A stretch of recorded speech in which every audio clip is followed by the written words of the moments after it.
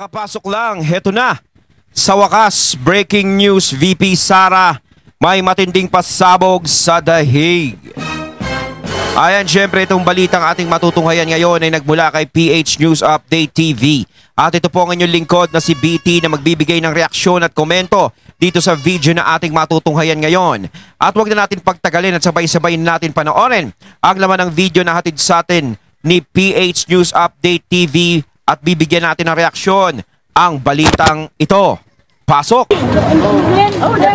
Ayan. Yes, ma'am. Yan ang sinabi ko sa iyo. By collusion, pinag-usapan na ng ICC. Kailangan namin ng kaso. Alam niyo ba, isa na lang ang kaso sa loob ng ICC.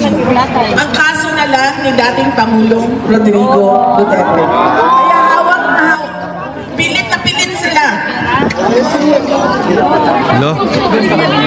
Montakin mo, yung kaso na lang pala na hinahawakan ng ICC, yung kaso na lang ni PRRD. Kawawa naman yung ICC, parang wala na silang ibang kasong hinahawakan. Naku, kaya nga sinasabi natin, parang napakalabo na hila ba si PRRD dyan eh. Siyempre, kaisa-isang kaso na lang na hawak-hawak nila yan eh. Oh. Pero siyempre tayo, no, gusto natin talagang makaalis na dyan si PRRD. Mauwi na dito sa Pilipinas. Oh, mantakin nyo yung ICC, parang ano na lang eh, parang kumakapit na lang sila sa kasikatan ni PRRD. Di ba? Eh kasi kapag wala na silang kasong hinahawakan, sibak na sila, lalong-lalo na gusto na sila ipatanggal ni Trump. Na ang hawakan yung kaso. Kahit nga sabi ko, sino ba ang witness nyo? Isang tao na convicted na perjury at isang tao na sinabi may sayad talaga. Hindi nila pwedeng gawin yan sa isang Pilipino, ma'am, na gustong bumalik sa kanyang bansa. Walang karapatan talaga ang ICC na hawakan si PRRD. 'Di ba? Unang-una, wala silang jurisdiction dito sa Pilipinas. Ilang beses isasaksak sa mga utak nila na wala silang jurisdiction dito at wala silang karapatan kumuha ng Pilipino rito. Kung merong kaso si PRRD at kung gusto siya ireklamo ng mga gustong magreklamo dito sa Pilipinas, iproseso. 'Di ba? O sige, pagpalagay natin na wala silang karapatan yung ICC. Ang kaso nga lang, 'di ba, yung mga nagdala sa kanya diyan, yun ang nagbigay ng karapatan sa ICC. 'Di ba? Kahit na labag yun, labag at walang kasunduang ganon na may jurisdiction ng ICC. Sinuway nila yung Pilipino na kapwa nila Pilipino, isinuko sa mga dayuhan na hindi naman dapat. Sa Davao City, ma'am, tatanggapin namin.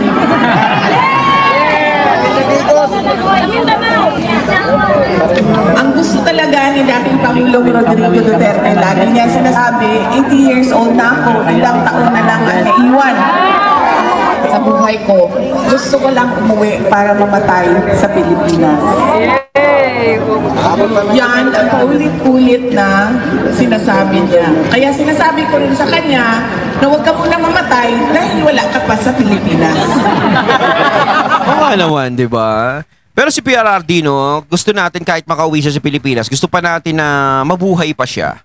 Di ba? I-enjoy yung buhay, no, na maayos, na ano na, di ba? Sa Davao, nandiyan na siya, magre-relax-relax. Di ba? Kasi ito talagang ano lang kay PRRD to, tong ICC na to, no, pinapa-stress lang nito si PRRD. Di ba? Kaya nga sinasabi natin eh, nako, parang 3 taon pa si PRRD dyan. Kasi syempre, wala eh, parang kahit anong gawin natin na gusto natin pabalikin si PRRD, di ba? Parang hindi mabibitawan ng ICC dyan. O kahit gustong bitawan ng ICC, parang hinaharang naman si PRRD rito sa Pilipinas. Di ba? Pero pagkalipas ng 3 taon, doon natin malalaman ang tunay na pagbabago. Doon talaga magkakaroon ng napakalaking pag-asa ni PRRD na makabalik dito sa Pilipinas. 'Di ba? Kasi wala na yung mga tao na nag-involved na napunta siya diyan. 'Di ba? 'Di ba mga ganun yung mga katunay, maaaring mangyari yung ganon. Pero syempre, hanggat maaari, ngayon sana, 'di ba? Kahit naman tayo, gusto natin ngayon na mangyari na ibalik na siya dito. Kaya nga hindi naman tinatakasan ni PRRD kung ano man yung gustong ireklamo sa kanya. Karapatan nilang magreklamo. Basta dito sa Pilipinas, dito iproseso. Di ba, ma'am? Yes, ma'am.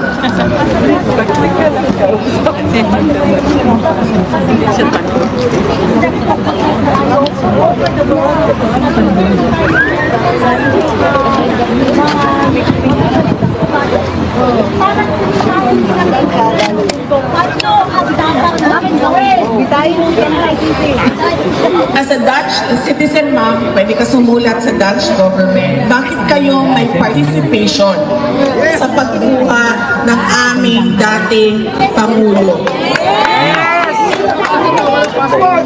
Pinapasok ninyo dito sa inyong bansa, nakita ng lahat, ng buong mundo, nagtutulak siya sa eroplano. Pero pinapasok ninyo dito sa inyong bansa Yes. kahit walang passport. Yes!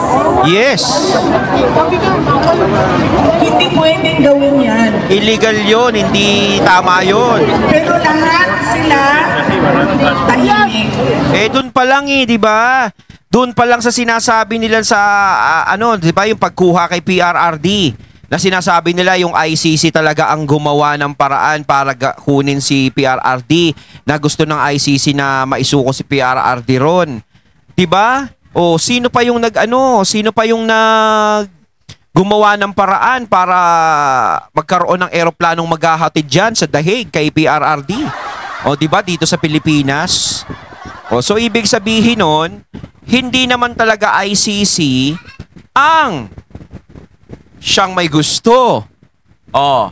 Kaso nga lang, napunta na si PRRD dyan sa The Hague, nandyan na sa ICC, pagkakataon na din ng ICC yan, di ba? Dahil yan na lang ang kaisa-isang kaso na hahawakan nila, tatanggapin nila yan. Ang problema, pinasok si PRRD dyan, sa lugar na yan, tinanggap, pero wala namang hindi rin dumaan sa proseso, walang passport, walang diba? Biglaan na lang, dinala. Ang daming mali ang dami nating nakikitang mali. Pagkakal na ang Presidente VP! Go, go, go! Now na! Ayan, ikaw na ang presidente.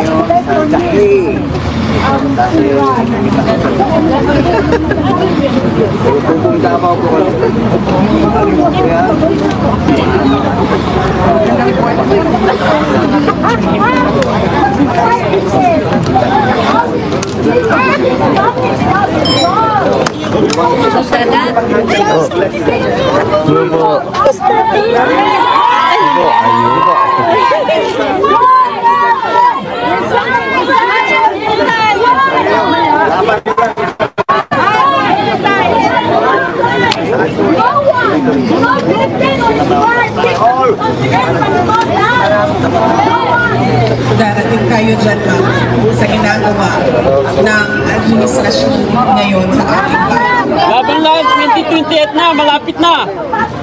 Ayan si VP Sara nagsalita na darating din tayo dyan dahil sa ginagawa ng administrasyon. Ito yung sinasabi natin. Kahit ayaw ni VP Sara kumandidato bilang presidente sa 2028, ang mga nagtutulak sa kanya, yung mga ayaw magpatakbo sa kanya bilang presidente. Diba? Parang ika nga ni Isko mga tulonggis kayo diba? Kumbaga, ayaw niyong patakbuhin si VP Sara sa 2028. Kaya gumagawa kayo ng paraan para harangin siya. Kinakasuhan niyo siya, gusto niyo siyang ma-impeach dahil ayaw niyo siyang kumandidato bilang presidente. Alam niyo, nung panahon na maayos pa ang administrasyon tsaka si VP Sara, hindi natin nadidinig kay VP Sara yung mga pagtakbo sa 2028.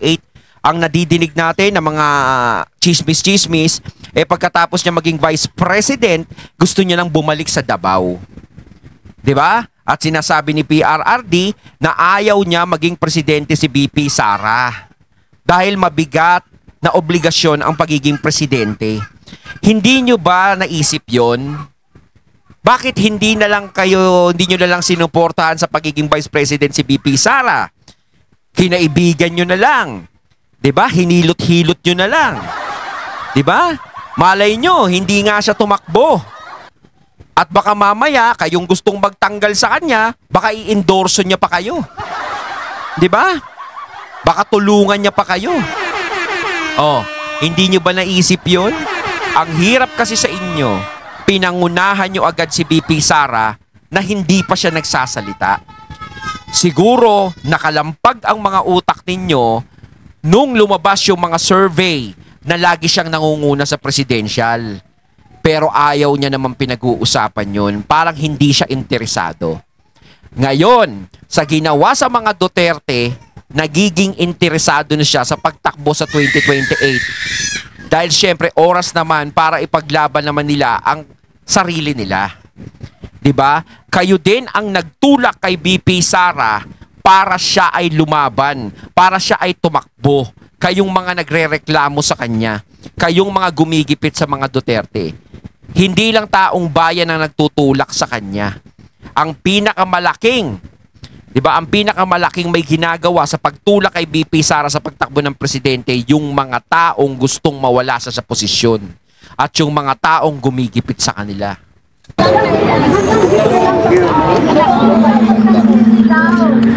Bawal mapagod!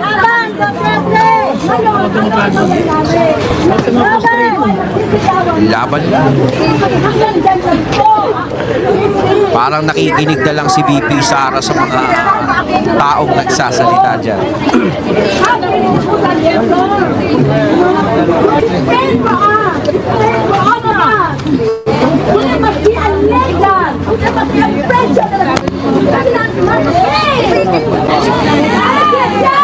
Nanay, parang nag-i-speech.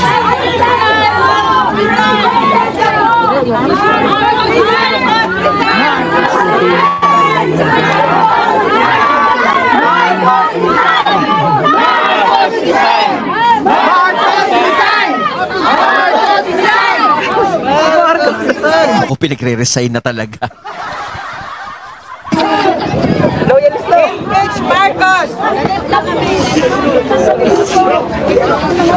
Ayaw mo pa resignin si Marcos, ha?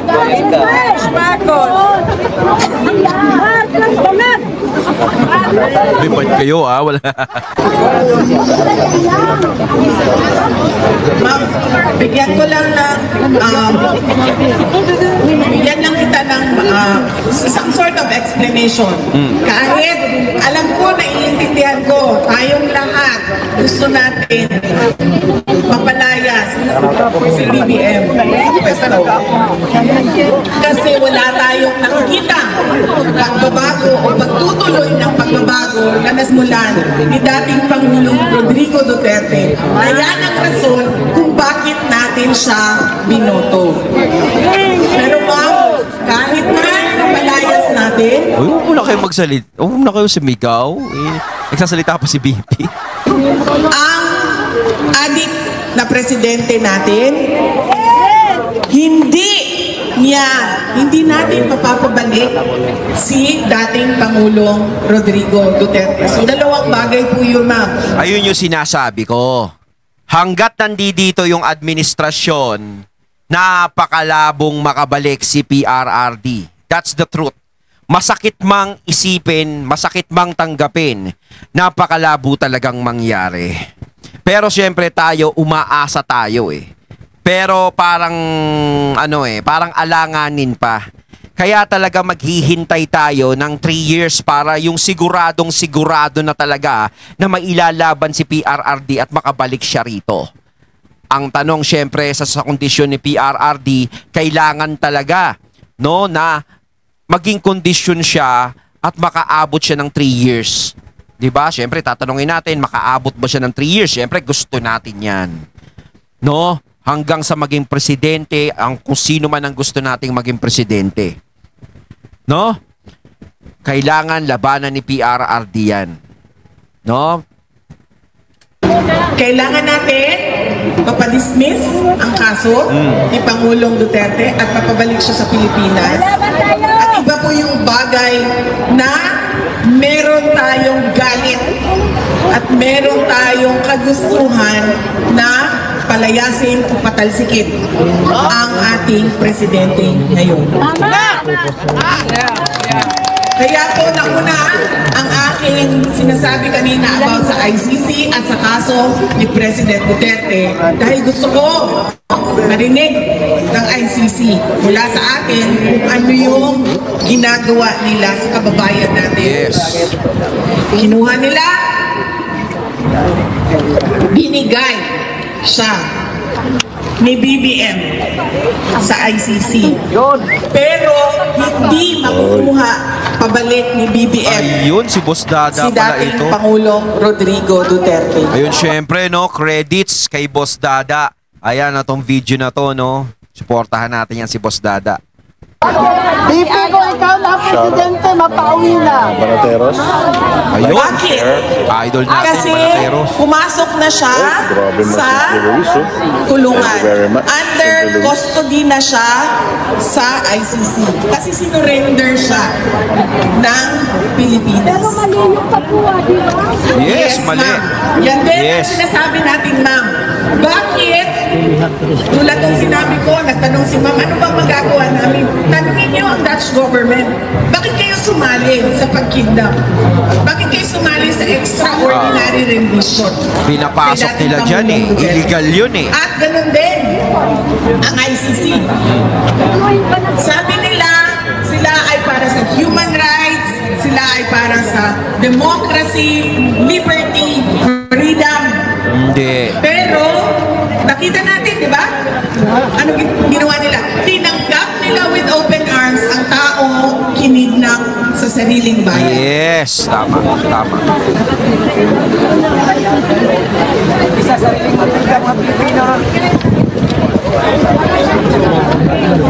Malinaw ba, Ojo? Yes, malinaw, Boss Dada.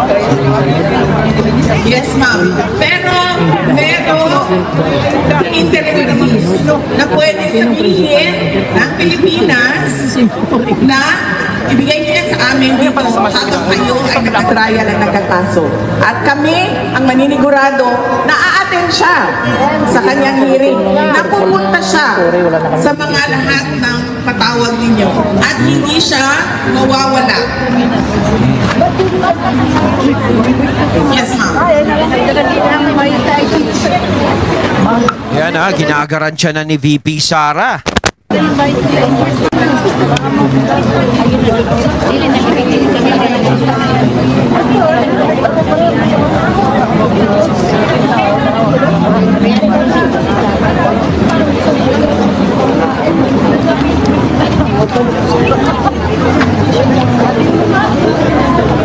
Yes, ma'am. Kasi gusto nila tumulong o mag-cooperate. Bakit? Ang tanong ko ay, bakit ginagastusan ng gobyerno ng Pilipinas ang mga pekeng witnesses dito sa kaso sa ICC? Kasi, ma'am, gusto nilang mag-cooperate Yes. gusto nilang mag-cooperate sa ICC case.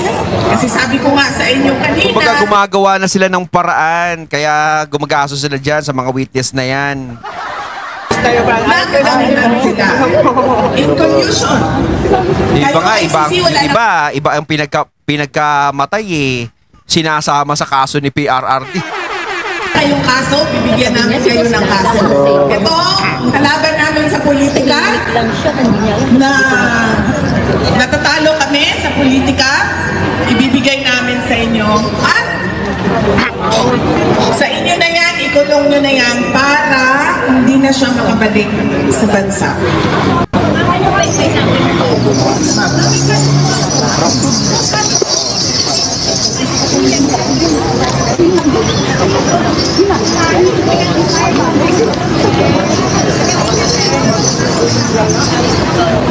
Yan ang hindi ko. Ang tanong dito ay ang mga Pilipino daw na nasa Europe ay magpetisyon sa European Parliament. Magkakaroon ba ito ng impact sa kaso kaso ni dating Pangulong Rodrigo Duterte. Hindi ko po masagot yan, ma'am, pero wala pong mawawala sa atin kung gagawin natin yan. Sabay-sabay tayong lahat, kahit hindi mga citizen ng Europe, ng mga Pilipino, sabay-sabay tayong lahat at iakyat natin sa European Parliament.